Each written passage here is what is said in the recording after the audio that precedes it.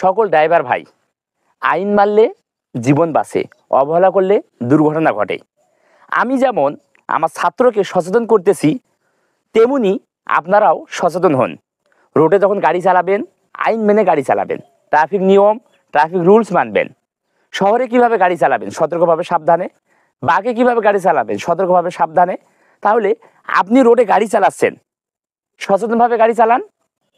আপনি রোডে গাড়ি চালাচ্ছেন, আপনার গাড়ি চালানো দেখে কেউ যদি গালাগালি যদি করে, সেই ভাবে চিন্তেই আপনি গাড়ি চালান। তাহলে রোডে তোমরা যখন গাড়ি চালাবে, ড্রাইভিং তো শিখতেছো, আজ হোক আর কাল হোক, ড্রাইভার তো তৈরি হবেই। তাহলে কি করবে? আইন মেনে কি গাড়ি চালাবে।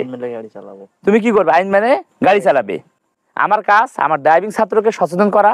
তেমনি আমি মনে করতেছি আপনারা যারা সিনিয়র ড্রাইভার, বছর কি বছর গাড়ি চালাচ্ছেন, তারাও আইন মেনে গাড়ি চালান।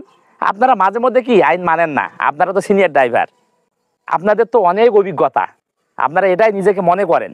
ভাই, এই রোডে অনেক নতুন ড্রাইভার রোডে গাড়ি চালায়, অনেক মালিক দেখবেন রোডে গাড়ি চালায়, নিজের গাড়িটি নিজে চালায়, সে ভালো করে গাড়ি চালানো শেখেনি, সে তারপরেও রোডে কি গাড়ি চালায়।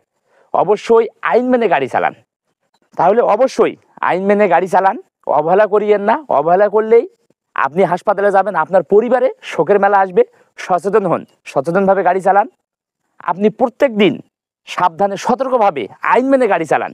তাহলে আপনি প্রত্যেক দিন পরিবারের সঙ্গে হাসি মুখে দেখা করতে পারবেন।